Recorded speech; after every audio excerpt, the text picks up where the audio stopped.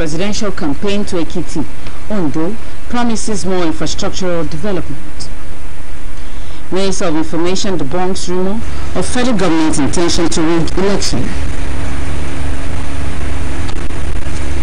Ogun State Government, Nigeria, Conservative Foundation recruits train 120 forest guards. Hello and welcome to Channel 12 News. Glad to have you join us. I'm Idarisit Adedoku. The All Progressive Congress has promised to create 1.5 million N-Power jobs yearly if voted into power for the second term. The party disclosed this in Nta Abeokuta and Ondo State during a campaign tour. APC stalwarts, which include the governor of Ekiti State, national chairman of APC, Vice President Professor Nta Abeokuta, when conversing for both, said the country has witnessed unprecedented development and growth under the watch. According to them, the party has kept all promises and will take the country to the next level if voted for come February 16.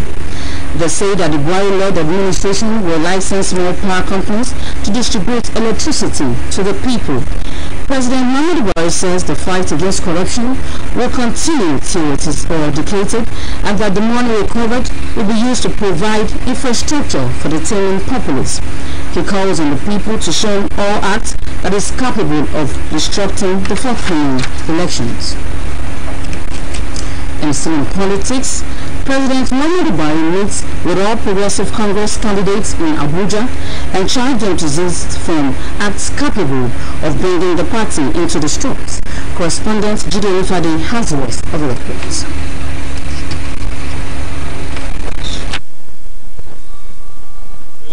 To work towards the success of the party in the coming elections, the interests of Nigerians must be uppermost in their minds and to whatever they do.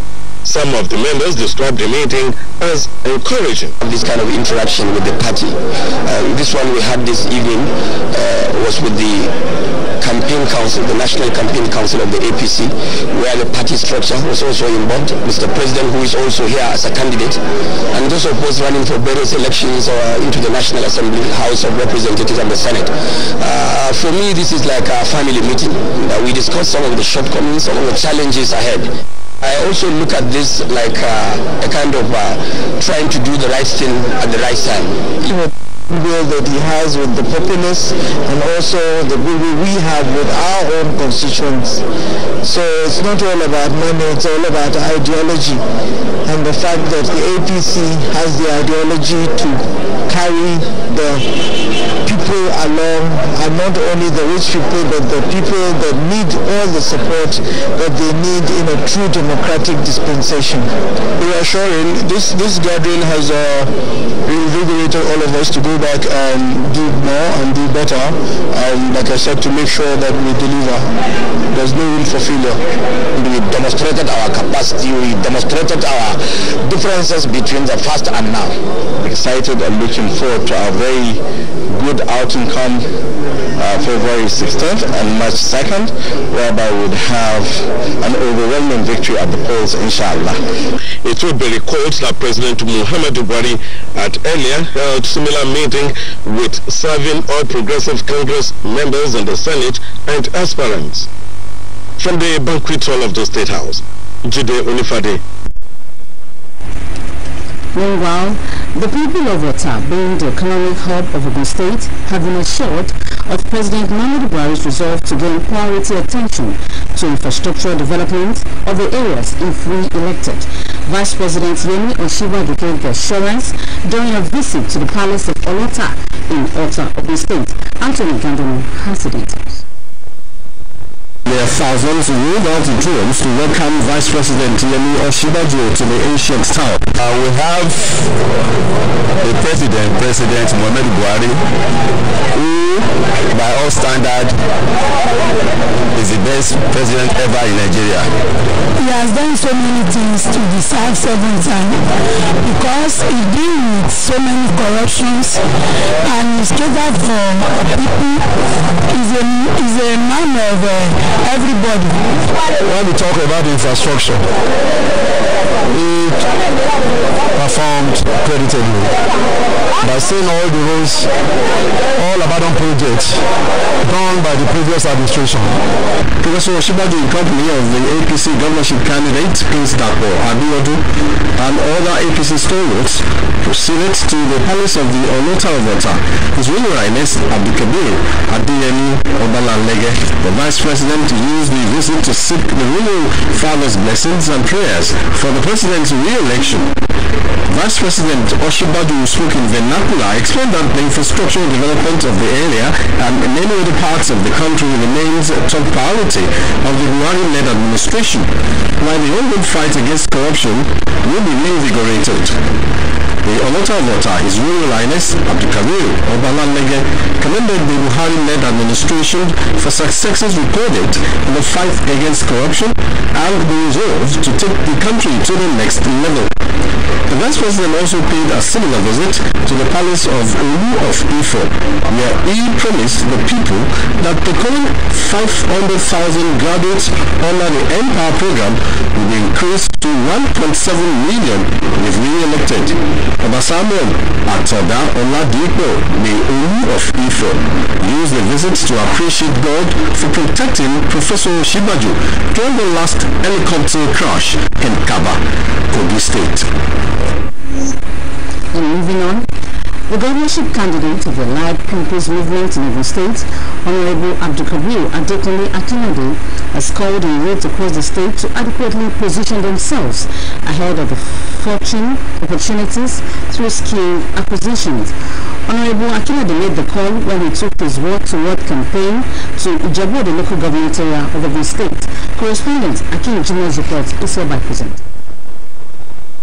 With great enthusiasm, party faithful and supporters at Ijebu received the governorship candidates of the Allied People's Movement (APM) Honorable Abdulkadir Akinade into their fold amidst chanting of the party's slogan.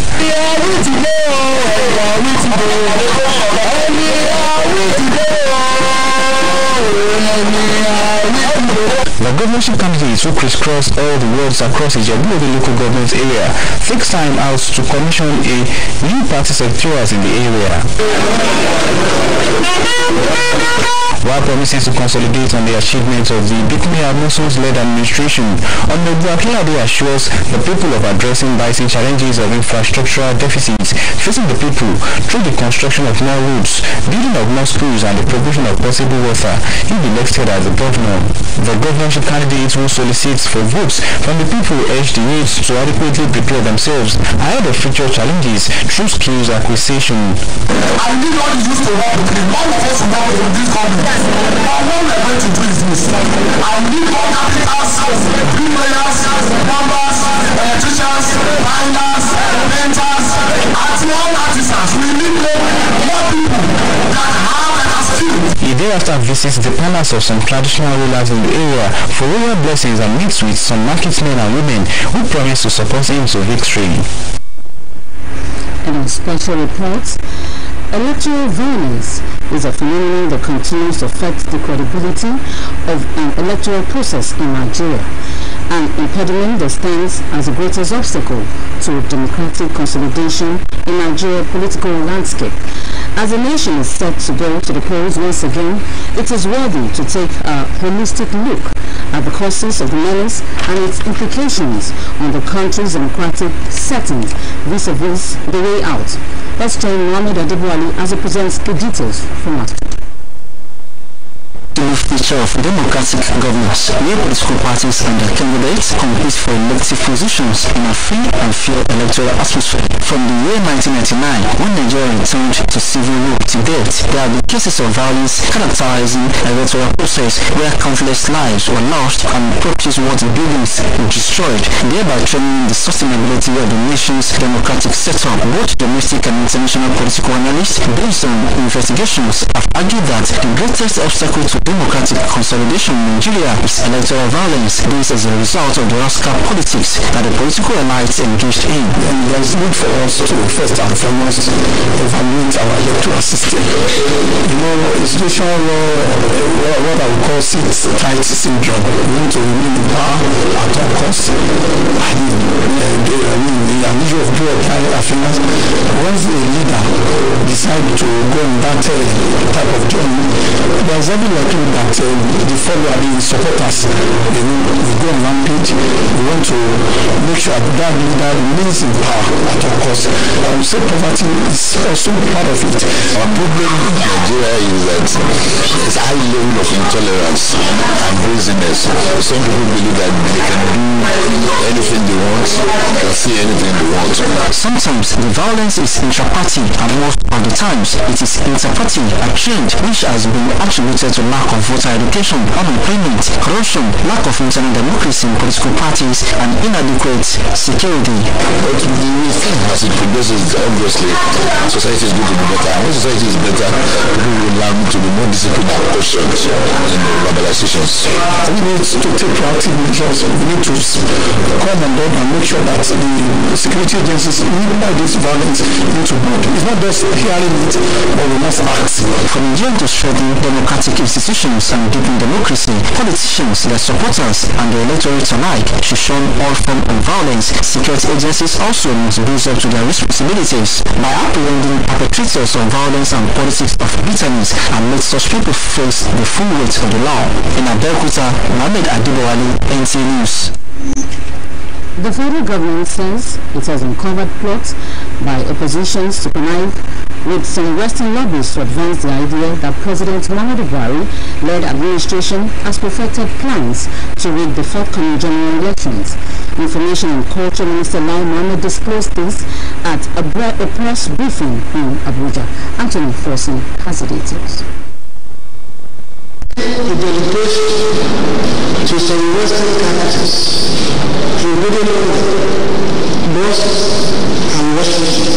the Information and Cultural Minister Lai Mohammed explained that the opposition in some intelligence information available to government have dispatched a 10-man delegation to carry out the mission.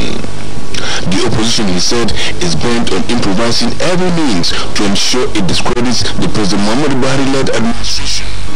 We call all Nigerians to be vigilant as we begin the final countdown to the election. Eternal vigilance, as we say, is the price of freedom. We must not allow possible politicians to crush our democracy and alter their personal and sometimes flagrant ambition. Reaffirming President Muhammadu Buhari's commitment to a free, fair, credible and peaceful polls, Lai Mohammed said it is heartwarming that there are international and local observers who have been mobilized to monitor the elections. They are targeted for attack. The two key institutions that are most critical to the success of the elections. These are the National Electoral Commission and the police. They have used every malleable and malicious possibility to make wild allegations against migrants. Their strategy is simple. They turn the election, even before it is and continue during and after the polls with a view of facing the Western world in particular. When they believe that going to their side, using governments to prepare propaganda that the election is still coming. The minister noted that the antics of the opposition will be fully respected as their mission is to scuttle the polls and push the nation into a constitutional crisis. In Abuja, Anthony Forson. Every vote matters in a democratic system of governance. With that, all hands must be on deck to reduce to the barest minimum cases of void votes in the nation's elections. This was the message of the National Orientation Agency in Ogun State as they paid a welcome visit to the management of the Nigerian Television Authority, Abeokuta. Correspondent Ayuade Legbede has details of the report. The working visit to Nta Abeokuta is to seek collaboration with the agency in educating electorates on the do's and don'ts of voting in order to ensure that their votes count.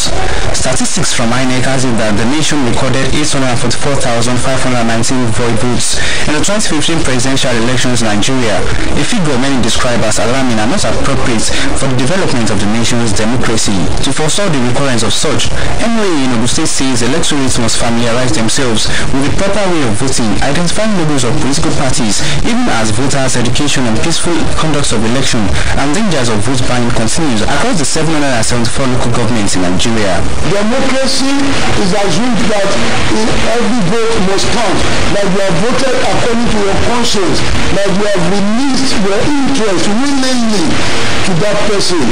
It must not be subjected to military games. How much are they going to give you? 10,000 to succeed in cooking how many pots of soup? Maybe 3, have you? After the third pot, what will you be eating? You'll be eating hopelessness, you'll be eating frustration, you'll be eating recklessness, you may even succeed in eating suicide and frustration at the end of the day. He emphasized the need to eschew violence in the coming elections. Violence must be eradicated in this particular election more than before, if democracy will have its meaning. Children of the politicians enlisting youths in the political party, they have kept their children. If they come to any of their youths, tell them they have missed your child or your brother in the political party. Ask if his child is there, tell them to ask if his child is there. If his child is there, let the child follow you. Our own children, the children of the masses cannot do any other thing but the political party. The Nigerian Television Authorities are ever ready to partner with relevant organizations in the electoral process to ensure a free, fair and credible general election.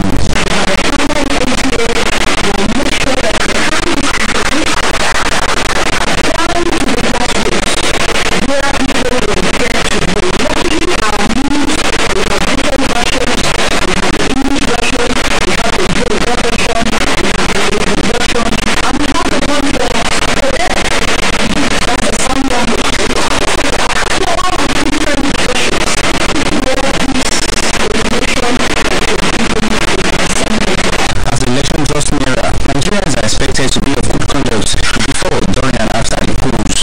Nta Abeokuta, Nta News. You are still watching to the 4 News Live on TikTok. Abeokuta, more news after the break. Please stay with us.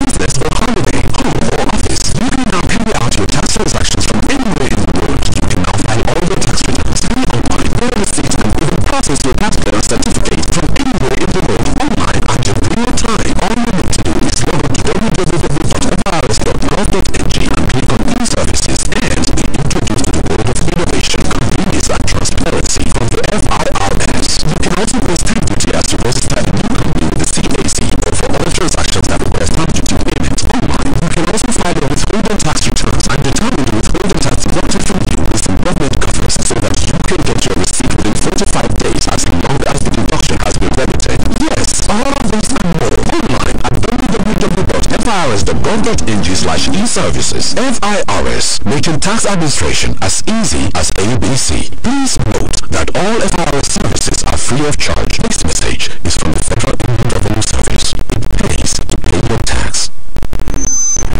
Welcome back. Thank you for staying with us.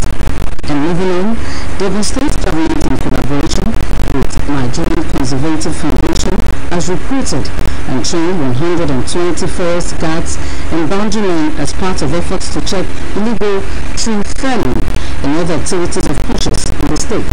Correspondents looking at Duffer's report that the exercise was conducted at the Old Forest area J4 in Ijebu East local government area.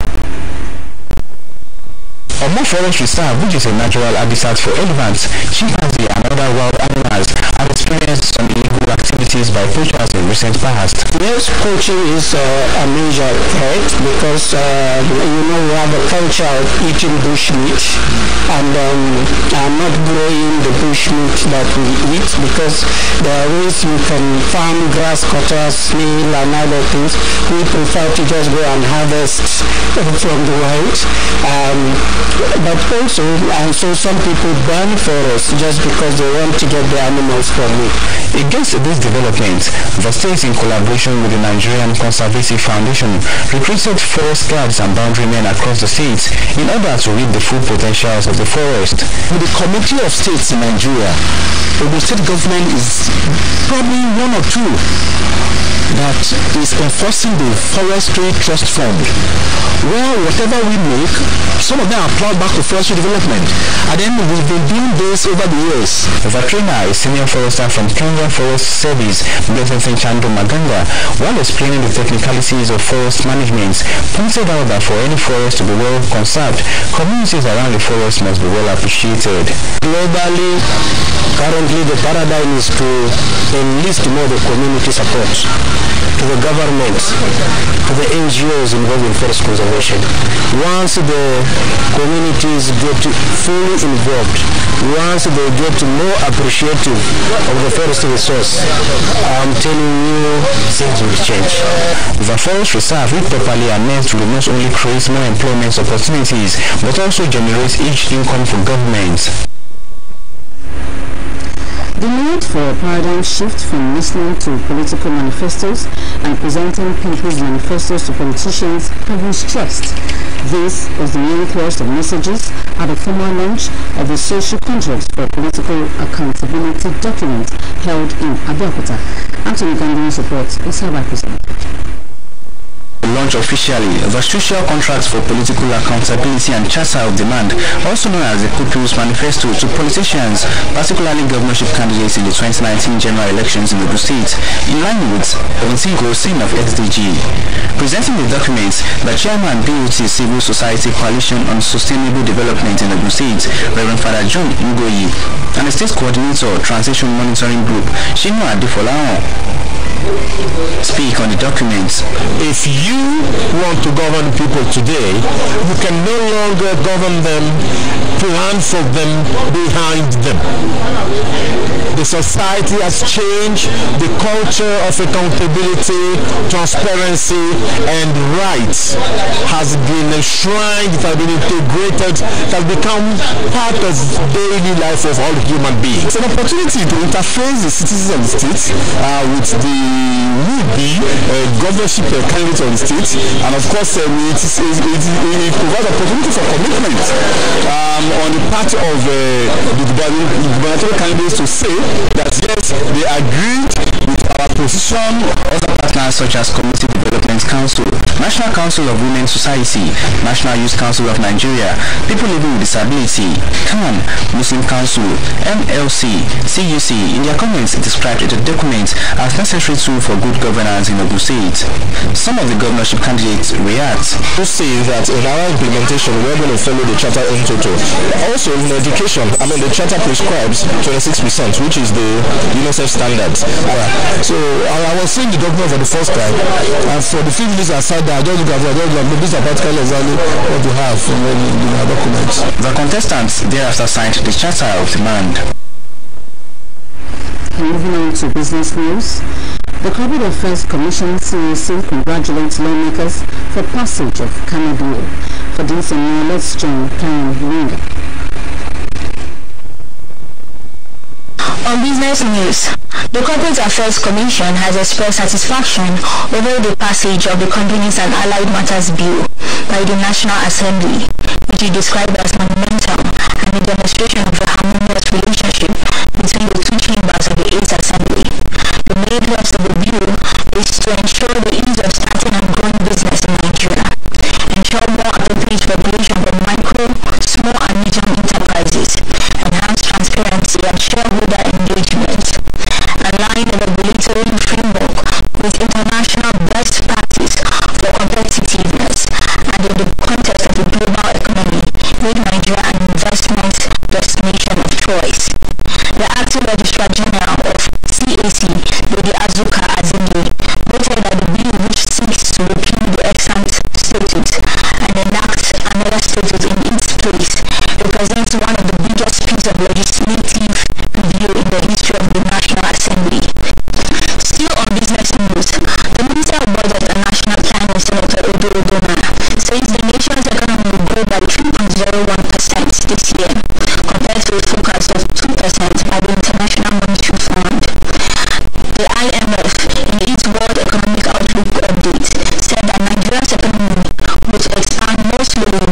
rating than previously predicted against the backdrop of the recent drop in global crude oil prices.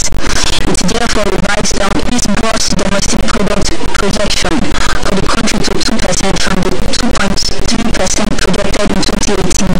Roma said the proposed 2019 budget was intended to further reposition the economy on the path of faster, inclusive, diversified and sustainable growth, as well as to continue to lift significant numbers of Nigerians out of poverty. And that's all the business news. I am Karolinga. In entertainment news, prolific actress Rita Dominic can be considered as one of the most successful screen goddess to ever come out of Nollywood. She is in love and set to walk down the aisle with her billionaire Mr. Right. For more stories on entertainment news, let's join Pastor Akinwete. On entertainment news, the talented actress Nta Abeokuta broken a lot of hearts as reports currently trending online suggest that she has not only found her Mr. Right, but is set to walk down the aisle soon. Reacting to the news, Nollywood actor and social media commentator Nta Abeokuta took to his Instagram and wrote what appears to be a congratulatory message to her, hinting that the actress is set to wed a millionaire. He wrote, "As Rita Dominic, your destiny is tied to a billionaire husband. As Rita Dominic, while minimum wage haters were laughing at you for not being in a serious relationship or married, God was busy preparing a billionaire for you. Only a billionaire husband can pamper you well. I'm so happy for you, dear sister, because God is finally putting a smile on your face." Although Rita Dominic is yet to confirm or deny the rumor, our fans are pretty excited about the possibility of their favorite screen goddess becoming a missus.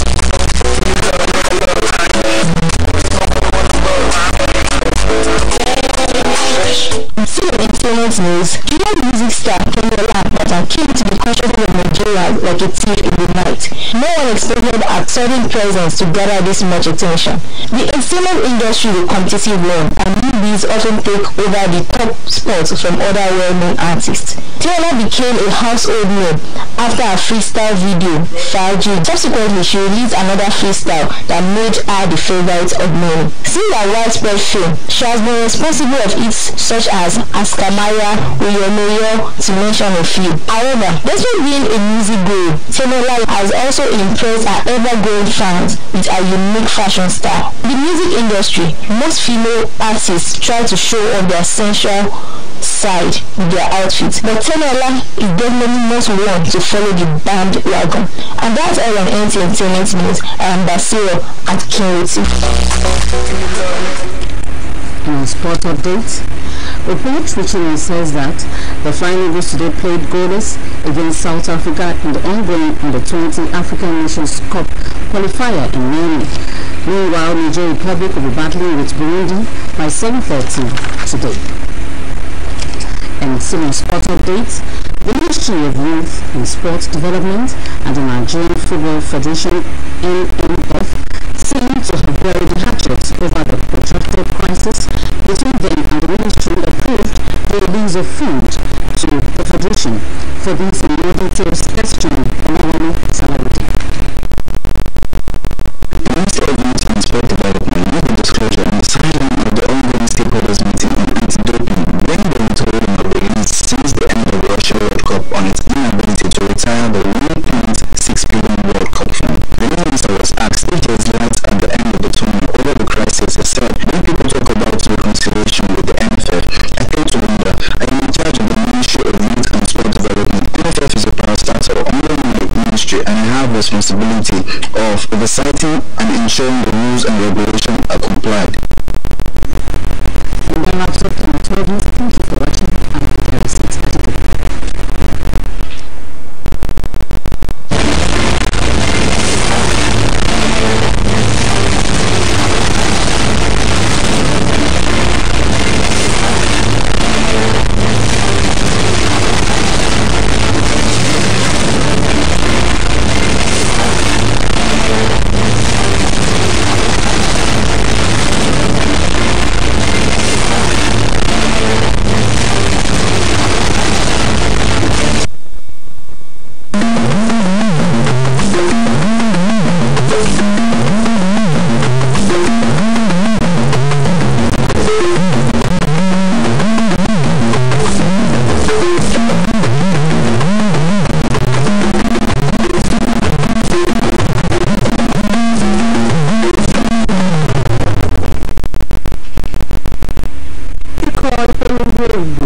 ẹgbẹ́ APC fún aláṣẹ balẹ̀ sí ìpínlẹ̀ Èkìtì àti Òǹdó pẹ̀lú ìlérí ìtẹ̀síwájú amáyédẹrùn.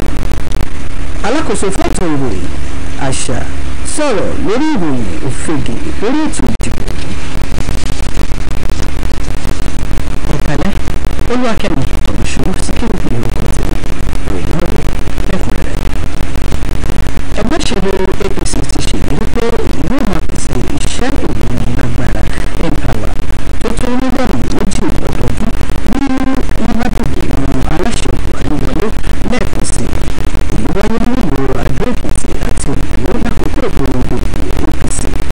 Ọ̀pọ̀lọpọ̀ àwọn ọmọ ẹgbẹ́ ló wà níkàlẹ̀ níbẹ̀ ní igbákejì ààrẹ Yẹmí Ọ̀ṣínbàjò, alága ẹgbẹ́ àti àwọn gómìnà.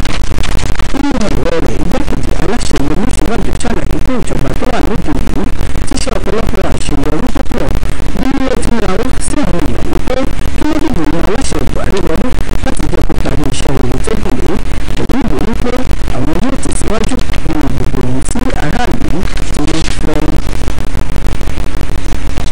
Aláṣẹ Muhammadu Buhari ti ṣe ìpàdé pẹ̀lú àwọn agbègbè ìdìbò lábẹ́ àti ọgbẹ́ òṣèlú APC nílùú Àbújá bí ó ti ké sí wọn pé kí wọ́n yàgò fún ohun tó lè dàgbà bá ẹgbẹ́ náà. Akọ̀wé Ajínigbé onípàdé fún mílíọ̀nù náà bọ̀ ó jábọ̀ ròyìn pé aláṣẹ Buhari ké sí wọn láti rí pé ètò ìdìbò orílẹ̀-èdè yìí tó ń bọ̀ lọ ní ìrọ̀wọ́rọ̀sẹ̀ bí wọ́n ti ń bá àwọn ẹgbẹ́ yòókù pọ̀ pẹ̀lú ìrọ̀wọ́rọ̀sẹ̀. Àwọn náà sì ṣèlérí láti tẹ̀lé ìlànà ẹgbẹ́ láti rí pé àlàáfíà ìjọba ní orílẹ̀-èdè Nàìjíríà. Wọ́n ti rí bẹ́ẹ̀ àwọn èèyàn agbègbè Ọ̀tà nípínlẹ̀ Ògùn lójú pé ètò ìdàgbàsókè agbègbè náà yóò jẹ́ kókó nínú ìjọba aláṣẹ Buhari bí àwọn èèyàn agbègbè náà bá dìbò yan aláṣẹ Buhari wọlé. Igbákejì aláṣẹ Yẹmí Ọ̀ṣínbàjò ló sọ̀rọ̀ ìdánilójú yìí bí ó ti ṣe àbẹ̀wò sáàfin Ọlọ́tà àti ìlú Ọ̀tà. Akọ̀ròyìn wa Anthony Adémúlẹ́múlẹ́ ìmọ̀bọ̀ ó jábọ̀ ìròyìn pé tọwọ́ tẹsẹ̀ ní àwọn èèyàn agbègbè náà ni wọ́n gba igbákejì aláṣẹ Yẹmí Ọ̀ṣínbàjò nígbà tí ó dé agbègbè ọ̀hún. Ó ṣàlàyé síwájú sí wípé aláṣẹ Yẹmí Ọ̀ṣínbàjò ṣe àbẹ̀wò sí àwọn lágbẹ́lágbẹ́ bí ó ti ṣe ìlérí pé ìṣàkóso aláṣẹ Buhari kò ní kárí ọ̀kùn nínú iṣẹ́ ìfọ̀múlò àti ìlọsíwájú tó gbòòrò. Àwọn lágbẹ́lágbẹ́ náà lò fún igbákejì aláṣẹ àti aláṣẹ pẹ̀lú bí àwọn èèyàn agbègbè ọ̀hún pàápàá ti ṣèlérí láti fi ọkàn nínú ètò ìdìbò tó ń bọ̀.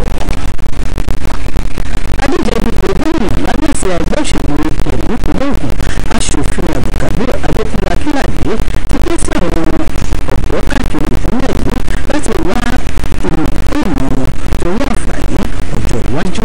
Adíje dupò náà pé ìpín náà bí ó ti ń pé ètò ìpolongo ìbò rẹ̀ síwájú rẹ̀ dé ìjọba ìpínlẹ̀ Ìjẹ̀bú-Òde.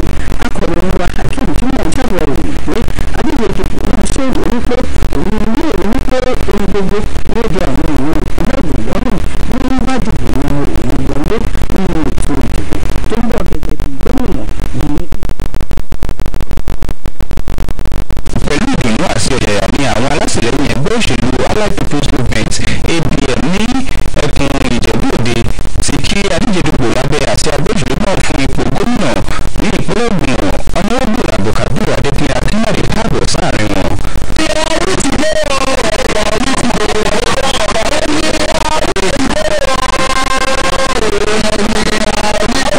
Adíjedupò lábẹ́ àti ẹgbẹ́ òṣèlú ọ̀hún fún ipò gómìnà ní ìpínlẹ̀ Ògùn ní lọ káàkiri àwọn ibùdó ìdìbò tó wà ní ìjọba ìpínlẹ̀ Ìjẹ̀bú-Òde níbi tí yóò sì ti ṣiṣọ́ lójú olú ilé ẹgbẹ́ ọ̀hún ní ìjọba ìbílẹ̀ náà. Nígbà tí ó ń ṣèlérí láti ṣiṣẹ́ lórí àwọn iṣẹ́ takuntakun tí gómìnà ìpínlẹ̀ amúsùn lè ṣe ní ìpínlẹ̀ Ògùn, Honorable Akínládé ni ó fi dá gbogbo àwọn ọmọ ìpínlẹ̀ Ògùn lójú wípé òun yóò rí dájú pé òun bójútó àwọn ìpèníjà tó ń dojúkọ gbogbo ọmọ ìpínlẹ̀ Ògùn tí lára rẹ̀ sì jẹ́ nípa pípèsè ọ̀nà tó dàgere ní àwọn ìgbèríko káàkiri àti kíkọ́ iléèwé pẹ̀lú pípèsè omi tó mọ́ tónítóní nọ́mbà yẹn òun sípò gẹ́gẹ́ bí gómìnà. Bákan náà ó wá rawọ́ ẹ̀bẹ̀ fún gbogbo àwọn ọmọ ìpínlẹ̀ Ògùn àti olùgbé rẹ̀ pẹ̀lú láti rí dájú pé wọ́n dìbò yàn sípò. Ṣé ó lè sọ fún àwọn ọ̀dọ́ wípé òun yóò rí dájú pé òun kó wọn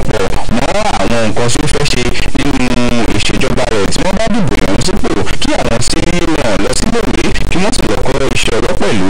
ẹ̀kọ́ ta ọjà jẹ́mẹ̀ ọlọ́kadà jẹ́mẹ̀ ẹ̀kọ́ ta pápẹ́ jẹ́mẹ̀ ẹ̀kọ́ ta ọjà jẹ́mẹ̀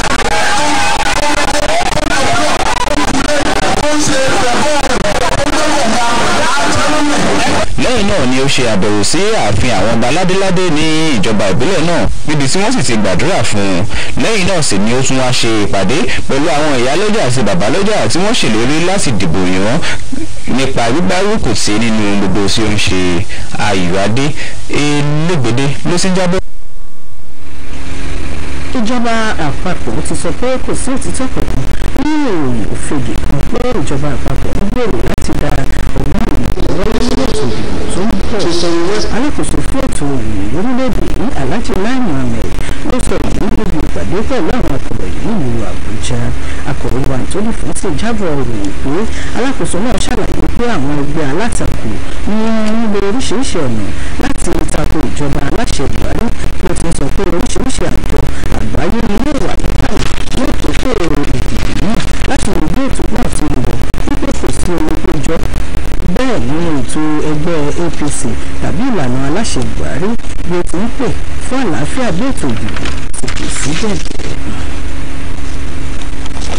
gbogbo ìdìbò ló ní ṣe ní òṣèlú wàwàràwà nítorí ìdí èyí ohun gbogbo ló gbọdọ̀ wà ní sẹpẹ́ tí oníkálùkù sì bọ̀ ṣe ojúṣe rẹ̀ láti rí dájú pé wíwọ́jú ní ètò ìdìbò dínkù pátápátá nínú ètò ìdìbò tó ń bọ̀.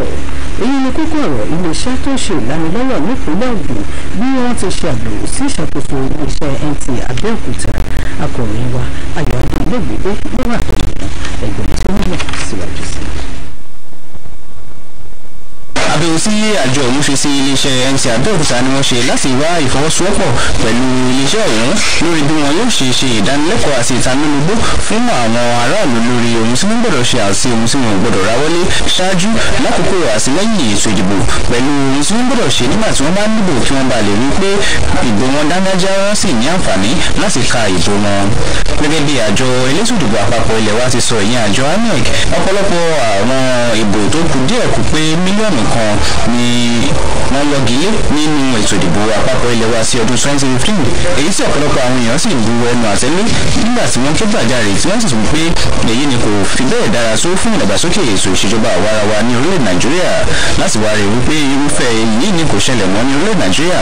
àjọ tó ń ṣe ìtanilógbó àti ìtanilọ́yẹ̀ ní orílẹ̀ Nàìjíríà yẹn àjọ NOA ní ìpínlẹ̀ Ògùn ni ó sọ wípé gbogbo àwọn olùdìbò ni wọ́n gbọ́dọ̀ mọ̀ nípa ọ̀nà àti rí dájú pé wọ́n dìbò bó ti tọ́ àti bó ti yẹ kí wọ́n sì ṣe ìdánimọ̀ àwọn àmì ẹgbẹ́ òṣèlú lọ́lọ́kan-ò-jọ̀kan bí wọ́n ṣe sọ di mímọ̀ wípé àwọn tún sì ṣe ìtanilógbó àti ìtanilọ́yẹ̀ lórí ètò ìdìbò orílẹ̀-èdè yìí ní gbogbo ìjọba ìbílẹ̀ lórí Nàìjíríà kí àwọn èèyàn lè bá mọ ewu tó wà nínú títà àti ríra ìbò pẹ̀lú bí ó ṣe yẹ kí wọ́n máa ṣe ní àkókò ètò ìdìbò náà.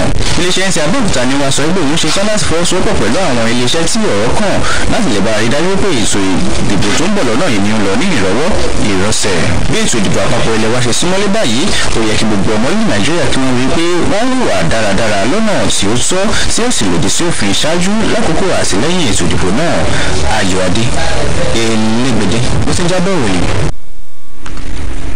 ìjọba ìpínlẹ̀ Ògùn pẹ̀lú ìfọwọ́sowọ́pọ̀ iléeṣẹ́ tó ń ṣàmójútó àwọn ohun ìní lórílẹ̀‐èdè yìí ti gba àwọn èèyàn tí wọ́n tó 100 sí ẹnu iṣẹ́ ó sì ti ṣètò ìdánilẹ́kọ̀ọ́ fún wọn pẹ̀lú láti máa dáàbò bo igbó ọba àti àṣà mímáa gé igi nígbó lọ́nà tí kò tọ̀nà.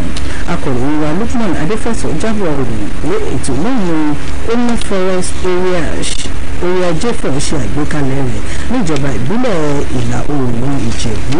ó ní igbó ọba òun ni ó jẹ́ àyè tí àwọn erin àti ìnàkí máa ń fi ṣe ibùgbé àmọ́ tí àwọn kan ti ya lu igbó náà fún oríṣiríṣi nǹkan tí kò bá òfin mu. nítorí ìdí èyí ìjọba ìpínlẹ̀ Ògùn ṣe fọwọ́sowọ́pọ̀ pẹ̀lú iléeṣẹ́ tó ń ṣe ààbò fún ohun ìní ìlú lórílẹ̀‐èdè yìí láti gba àwọn ẹ̀ṣọ́ aláàbò tí yóò mọ̀ ṣọ́ igbó ọba ọ̀hún láti lè ṣe àmójútó àwọn àǹfààní tó wà níbẹ̀ dáradára. olùdánilẹ́kọ̀ọ́ lórí ààbò ìlú ọba Blaise Ntun-Shando Mangangan ṣàlàyé pé láti mọ rírì ààbò tó péye fún ìlú ọba àwọn agbègbè tó wà níbẹ̀ gbọdọ̀ ní ìtọ́jú tó péye bí ó ti ń sọ pé ìlú ọba Òmùṣàṣà Olúwa bí ó bá rí ìtọ́jú tó péye yóò pèsè iṣẹ́ fún ọ̀pọ̀lọpọ̀ ọmọ ìpínlẹ̀ Ògùn bí yóò ti máa pawó wọlé sí àpò ìjọba pẹ̀lú. Wọ́n ti sọ pé ó ti tó àkókò fún àwọn ènìyàn láti dágbére fún àkókò mímọ gbọ́ ìlànà àwọn olóṣèlú yálà kí wọ́n máa fún wọn ní ìlànà tí wọn yóò máa tẹ̀lé. Èyí ni kókó níbi ìfilọ́lẹ̀ tuntun tí yóò máa ṣe ètò àkọsílẹ̀ àwọn olóṣèlú tó wáyé nílùú Abẹ́òkúta. Akọ̀wé wa Anthony Gandoni jábọ̀ ròyìn pé àwọn ìlànà ọ̀hún ló jẹ́ pé àwọn adíje dupò gómìnà ló dàbí pé ìlànà náà yóò wà fún púpọ̀. Ó sọ síwájú pé gbogbo àwọn tí ọ̀rọ̀ kan ló wà níkàlẹ̀ níbi àgbékalẹ̀ ìlànà tí alága BOT àlùfáà John Ìgbèyí àti adarí ẹgbẹ́ ìpínlẹ̀ Èkó Ṣínà Adéfọláhàn ṣe àgbékalẹ̀ rẹ̀. Lára àwọn adíje dupò gómìnà tó wà níbẹ̀ sọ̀rọ̀ ó sì buwọ́ lu ìlànà náà pẹ̀lú. Tí olórí àkùtì àkókò yìí kò ní jù báyìí lọ pàdé wa fákòtì òdìbò.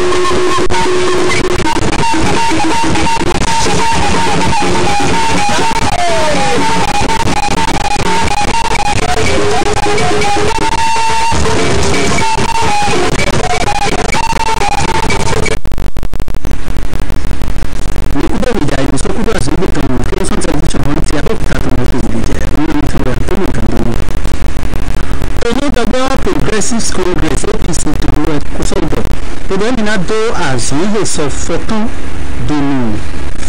dòndò kó dáńkọ̀tàn wíwọ́n tó àzọ́ námẹ̀wà ẹ̀mẹ̀ empower kan gbọ́dọ̀ tó fojúfojú nídọ̀ yìí bravo tó fọ́ ẹni sí tó gàjú ìwòràwùtọ́ tó wà ní tìǹẹ̀ tòwó gbẹgbẹ́rẹ́ ní síbẹ̀ ọ̀hún sọ́yẹ́jì obìnrin ló tẹ̀sí ńlá ńlá bá sí tó Adó Èkìtì ìpínlẹ̀ Oǹdó mẹ́tẹ̀mẹ́fọ́ tó ìlọ́nù gángan tó wọ́n gbọ́ APC tán ó tí ń tó fi rọlẹ̀ gọ́nà àyímátẹ̀gá Èkìtì mátẹ̀tàn àsìkò jùlọ tó ògbẹ́lọ́tàn tó àyítẹ̀nì àlọ́gọ́tọ̀ àyítẹ̀gá tán òmìnira tó yẹ ní Ọ̀ṣínbàjò tó fi léèrè bíọ́ òfò gbọ̀tọ́ tó ní ilé tán tẹ̀ gọ́nà àyítẹ̀gá Muhammadu Buhari bẹ̀rù sọ́bíọ́ náà òfò gbọ̀tọ́ rẹ̀ tán náà yìí ní tó bọ́lá fò tó fọ́ ní sẹ́dọ̀ gánjì ìfọ̀làwùtọ́ ní sèkìdọ̀ fúlọ́ ó zọ́ndọ̀ gbẹ̀tọ́ etí tó fúlọ́ ó sùúrù gánsì bọ̀ńdọ̀ ewé ewu ọ̀sọ́ zọ́ndọ̀ gbẹ̀tọ́ rẹ̀ tó wá tán gbogbo wá sí ìmúlò tòwódọ̀gbẹ́rẹ́dọ̀ náà wà lágbọ̀tọ́ àyítẹ́ ìpínlẹ̀ ọ̀tọ̀ ni lórí ìmúlò yìí dọ̀ ìmúlò tòwódọ̀gbẹ́rẹ́ wọ́n tòwódọ̀gbẹ́ èkó sọ́ọ̀ náà kó dópàgbẹ́ lágbọ̀tọ́ tó ń tán lẹ̀ bó sọ́ọ̀ tó pa lọ́dẹ̀ kútukútu níwẹ̀ òwúwo jẹ́násọ̀ jẹ́ tó dì fíye ó lè tẹ̀ ìgbẹ́ jẹ́ náà nílẹ̀ níwá ìmẹ̀tì ìwẹ̀ náà sọ̀jọ̀ nídọ̀ yìí bíláàfọ̀ bó sẹ́yìn tó gàjí ọ̀làwùtọ́ tó fòdú tó láyè náà wà ìmẹ̀tì àsánfọ̀ tó wúlò kótọ́ oṣù àwùtọ́ òfin tọ̀mẹ̀ ìlú àhọ́gbò Muhammadu Buhari tán wọ́n kò sọ́ọ́ bá sí òun ṣuṣu ìdó ìhìn àgàyè pọ́lá yìí tì Nàìjíríà tán gọ́nà electric ni wọ́n sì wò ó Buhari tán gbẹ̀tọ́ ọ̀tà tòmẹ́tọ́rẹ́ èyí ètò àdódódó èyí ètò ní àjọwọ́ àyímátì ògùn mẹ́tẹ̀tàn tó àgàyè tì àwọn kò wẹ̀yí kò náà dọ̀ gbogbo àhọ́bù àyítìǹgá Muhammadu Buhari tán nàdómọ̀dọ̀ epe òní èyí tó hàn fífi mú sí àgàyè tó lẹ́nu lọ́mẹlẹ̀ nílò yìí fẹ́ òfurufúlá bó ṣe é ní tó gàdú ìwòràwìtọ́ àlọ́gbọ́tọ́ àyítìǹgá tó ní tó yẹ ní Ọ̀ṣínbàjò wọ́dọ̀ ẹ̀yìn tó ní èzì ìhàpọ́nsìsàn sọ́yà ọ̀hún ọlọ́ta ọ̀tà tán tó ọ̀tà tó nì tọ̀mítọ̀ yìí gbọ́yìn lọ́tún wa gbọdọ̀ làákún sísan àlọ́gọ́tọ̀ àyítẹ̀gá yẹmí ọ̀ṣunbàjò tán dó àhọ́lùhàn ọlọ́tà ọ̀tà tọ̀nà wọ̀nà dó yìí gbọdọ̀ yí òdò ìlú sọ́tò họ́lù àlàdé lọ sí i tó fi lọ àlọ́gọ́tọ̀ àyítẹ̀gá tán yẹmí ọ̀ṣunbàjò gbọdọ̀ náà tó họ́lù lọ kó tó pẹ̀tọ́ lẹ kó bọ òun ṣùṣù àyítẹ̀gá Muhammadu Buhari kò sọ ìbà sí mọ̀ọ́ ẹ̀ nílò yìí fọ́ọ̀fù bọ́lá bodóṣe èdè kanjú ìwòràwùtọ́ ó sọ bẹ́ẹ̀ ní àdódódé fọlọ́ náà wà náà àyítẹ̀ Nàìjíríà tó ní ó ní ìdìbò tó fún ọ̀hún ṣèdọ̀ ọlọ́ta tán lọ lọ́dọ̀ òníwò jíròyè dọ̀ ìmẹ̀dẹ́pọ̀ kòwú gán tó ní ìwà yìí tán lẹ́mẹ̀ lọ́dọ̀ eré ẹ̀sán pé kò bẹ́ẹ̀ jẹ́ dandan tó dùn fíẹ̀ náà ọdún Muhammadu Buhari tán níbẹ̀ gbọ̀gbọ̀ gàjí lánìbà sí òníwèjì àdódó náà pẹ̀tọ́ àwòrán tó ní ìtàn lọ́rùn ẹni ẹgbẹ́bẹ̀ ọ̀hún ṣèdọ̀ ìṣẹ̀sìn ìwákùn sísan ìmọ̀ kọkàndínlógún sọ́yìn olú ìfọ̀tàndùn tòfínìwẹ̀ àyítí àlọ́gọ́tọ̀ àyítí ìyàtọ̀ sọ́dọ̀ náà olú ìfọ̀tànlọ òníhè àhọ́dù àyítí ìkókó zéwà lọ́dọ̀ òníhè sọ́dọ̀ ìnáwó àpò tòhó tọ̀nà àhọ́lù olú ìfọ̀tàn ẹ̀jẹ̀ kúlẹ̀ yàgà náà lọ́gọ́tọ̀ àyítí ìyàtọ̀ lọ́dọ̀ àhọ́lùpọ̀ kọ́nà àyítí ga náà sanwó yìíkò àbúdó ìfọ̀ àyítí Nàìjíríà tó ṣe sọ́wọ́ àgà àyímátìngá tẹ̀wọ̀n tó tó towó dọ̀gbẹ́ Allied People's Movement tọ̀nà tó gbòó látìmí Mẹ́sísí Abdulkabir Adékúnlé Akínládé wọ́pọ̀sọ yọrọ mẹ́rin ìjọjà lọ́wọ́dọ̀ àyímátìngá dọ̀nà yìí mọ̀dọ̀ yìí fẹ́ dédé tẹ̀ ìjẹ̀mí dó àwòrán yìí ná òsọ ìgbà sí òun ìwà ẹ̀sìn lásán bọ̀ yìí ná bẹ́ mọ̀dọ̀ yìí dó àlọ́tún gànjí ṣòdẹ́sìgá kásíọ́ náyédè ohe rẹ̀ ní sẹ́dọ̀ Akínládé bọ̀ tòhùnmẹ́dẹ́tò òzìzì lápín òfòbúlá lẹ́nu dédé bùlẹ́vù rẹ̀ sí òmìnirasọ ìjẹ̀bú èdè sí jìjì martin hogbo ó dé lọ́dún tán lẹ́bùkọ́ òun tọ́mítàn akeem jimmy wọ̀nyí ìdígbọ́ ìdúrọ́tàn wa náà ní dr tito lọ́tò ní sẹ́dọ̀ mẹ̀yìn àyímátẹ̀ngàtẹ̀ hàn tọ́tò ó dọ̀gbẹ́ Allied People's Movement tán lọ ẹni Mẹ́sísí Akínládé ẹ̀sọ̀hún àsán àgàyè sunday ìwọ́wà tó fún lọ mọ́tò tó rà lọ́gọ́tọ́ tó lọ sí sọ́dọ̀ ó dógùn òun gbé ìjẹ̀ náà ní ìdìbà yìí náà gà yìí ló pọ́lá àyímátẹ̀yìn ìwádọ̀ ìbọ̀ yìí bíláàvù dóze Mẹ́sísí Akínládé tó àyímátẹ̀yìn gáàsì tẹ̀yìn tó àyímátẹ̀yìn tó fi bíbí láti tó hù náà wá tó àyímátẹ̀yìn èyí náà sọ́ńbọ̀ àgàyè náà sọ́dọ̀ fọ́ mọ̀pla àyímátẹ̀yìn ìdògún náà òun dòfò ní kọ̀tàn lọ gbọdọ̀ sọ́sọ́ńbọ̀ gbẹ̀dùdù náà tó tì náà gbẹ̀tọ́ tó gbẹ̀mí tán lọ.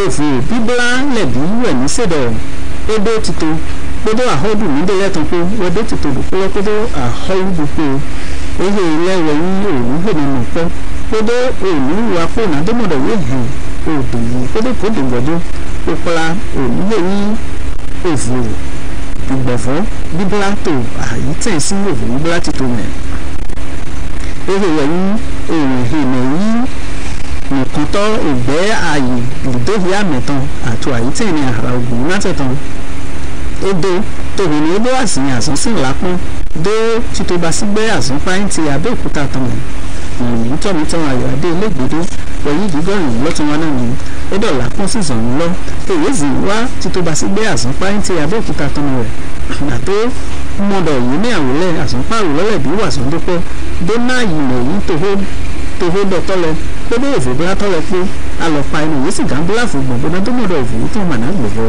lẹ́yìn nìkan tó gbọ́lọ́ tó ń sọ́wọ́ uganda ó wà sàn pálọ́tò tó àyè látẹ̀yìn dáwọ́ ìṣọlá babalọ́lá tó kó tọ̀nà ó dọ̀ fẹ́ ná pété wẹ́ náà wọ́n mẹ́nu nà tó mọ̀dọ̀ òfò bíbélà dòkúrò pé mẹ́ òfò hona gún ọ̀yìn náà fi aná mẹ́lẹ́ pépé ó náà yí òfò hona sùn gàn ó náà ó tó kó sọ wájẹ̀ gbàǹtà tó ti fi náà ò gbẹ́ noa tán gbogbo àsán páyín tí ìtàn pé náà yìí tó wà sán tó pọ́ bó náà yìí gbọ̀tọ́ tó ní nítorí rẹ̀ dógùn àlọ́pàá ẹ̀yìn náà yìí sì gán gbogbo náà dóná bíláàfù bọ̀ àgbà yìí náà dóná pọ́lá òfò èyí tó gbogbo àgbà. ó kò dé èjẹ̀ dàda jíjọ náà yìí ní tó fọ́ di ọ ó ní àlọ́pàá ẹ̀yìn náà bíláàfù ló tó àyè tí ìmọ̀ rẹ̀ ń ṣèdọ̀ wípé sọ́ọ̀dọ̀ tó ti fèrè yìí dọ̀dá yìí tó gbogbo tọ́lẹ̀ wẹnu adọ́nà mi ò dúró èyí dọ́nà wà ìdọ̀fẹ́ ṣùgbọ́n tó ti fèrè ní kò lẹ́dí ọ bẹ̀tọ́ tó mẹ́nu kan lẹ́wọ̀ dọ́nà tó náà tó ló bọ̀ tọ́wọ́ rẹ̀ òun lè dúró tó yìí sí i mẹ́rin léhe wẹ̀ yí òun lè yí dọ̀ tó òun dé nípa sí títò àgbáyé ẹ̀kọ́lá òun dé tó àyè látẹ̀yìn fèrè olùkọ́ sí ìsùnkàn gbé sínú ìwé tó wà ní tìǹbù pẹ̀lú òwúrò ìbò láti kó tó bá sí tó lè wà dípò òpẹ́ tó ní Nigerian Conservative Foundation kan pé wọ́n ní sílẹ̀ yìí kó sọ̀rọ̀ ní ìbẹ̀tọ́ ní àsánsì ìsọ̀gbọ̀n tó fẹ́ tó ń dòwò ìpò ńlá kọ̀ọ̀kan ló ní ìṣògbó ṣọ́tọ̀ rẹ̀ owó ìwé ní títí lọ́wọ́ ìwé tó pè lábẹ́ mọ̀rọ̀ ìta àlọ́sán tó ṣùgbó ṣíṣọ́ sí òkú ó dé ìfòkànlẹ̀ ìpípé tó ààyè mátẹ̀yìn ìrádògbò rẹ̀ náà àpíngbé híhọ́ọ̀gùn àlọ́pàá ìmọ̀tọ́mọ̀tọ́mọ̀ ló kúrò ní adéfẹ̀sọ̀ 18 tó ti tọwọ́ ló wáyé ní tó àhọ́sùnsù gbogbo òmùtàn òmù forest 18 tó ìwé adéfẹ̀ ìjẹ̀bú sí àjọ wá sí òhù tó ààyè mátẹ̀yìn ní ìdígbò ìmọ̀tọ́ wa gbọdọ̀ yìí bá sí ti tó lọ àbẹ́bí tó gbẹ̀tọ́lẹ̀ nínú ẹ̀ lọ àsánpá lọ́tàn tó dé wà gbogbo ògùn láti sí àsánpá yìí tí máa sọ̀kan gbélẹ̀ tán pé wọ́n ẹ̀mí pé wà sí gbogbo gbogbo ìjìnlẹ̀ ní ìṣòwò ṣọ́tọ̀ rẹ̀ pé nánà ṣọ́ọ̀ṣù gbogbo náà tó gbòòrò náà ti jàgbọ̀ sí sísan ehe wọ́n sọ́ọ̀sì gàzán wọ́n àgàyè náà tó pẹ́ àzán wà tó dé ipò rẹ̀ àtúnlẹ̀ pípé tó àyè tẹ̀yìn ni ìwádọ̀ ti tó wọ́n pé kò jẹ́ dandan náà àgàyè àyè má tẹ̀yìn tán. Nàìjíríà ti fi ọ̀rọ̀ ìpò donado náà yìí níbi kéwì ìrìnà donado owó dọ̀tọ́lọ̀ òwúhè olùdúró sọ̀yìn sí ó máa ń yẹ òwúhè tó owó dọ̀tọ́lọ̀ dúró náà wà náà yìí gbà owó ìwẹ̀ ní òwúhè yìí bọ̀ tó òhun ní òwe fún àpọ̀ fún ìkójú láti tó dé ẹnì àsánwó adépọ̀ tó dé gbẹ̀tọ́ èyí tó owó dọ̀tọ́lọ̀ pọ̀ dógun àlọ́pàá èyí sì ń gbọ̀n donado dìkẹ́ náà ẹsẹ̀ sanwó wa ní ìgbà sí tó òun ìzẹ́wò má dédé àgbà náà ètò Abẹ́òkúta ìwòye fẹ́mùtọ́ ní nǹkan ìgbọ́ fún wa bí wọ́n ti tó wà ní sọ́dọ̀ wọ́n tó gọ́ọ̀dọ̀ ìfẹ́lẹ̀ gbà sílẹ̀ ní ìgbésọ̀ tó dé owó dọ̀tọ́rọ̀ pé lọ̀sílọ̀sí ìlú ní àyè mátìláńtì ìdúntọ́rẹ̀ fún ìlú mátìláńtì ìlúgbé ìjẹ̀dọ̀ náà yìí wà láti ìlúlẹ̀ ehe ìwé nílò ìlúgbé títò pẹ́lú édótè ó ní ọ̀gbẹ́ àrùn TMG gbogbo ìgbẹ́ coalition for civil society group kan pé lẹ́wọ̀ bá sí ihò ìsọdọ̀ títò lọ́wọ́ yìí ti tètè nàdómọ̀dọ̀ wọ́n àgàyè kó àwọn òwúrò wálẹ̀ tó àyè mátìláńtì. Kọ́sẹ̀ ni ti ṣe. Ìlú ẹ̀kọ́ gbọ̀mí fi sún tẹlifíṣàn wọ́n ti Abẹ́òkúta tán mi ìdíkẹ́ mi sọ pé tó sọ ọ̀gbìn ànájú gọ́ọ̀lù lọ́tàn lóye ìdọ́dà.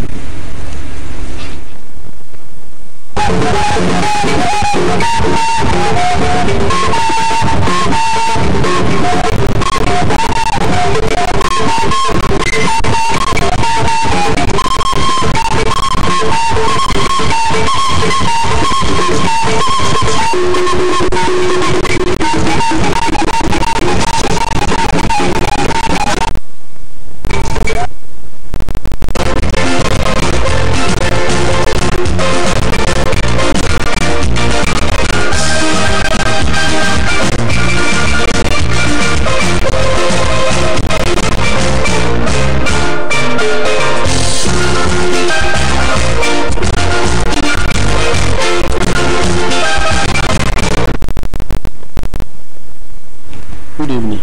You are welcome to Nta Channel 12 News for the Deaf. I am Sheyi Ogunbayo. Now news in detail.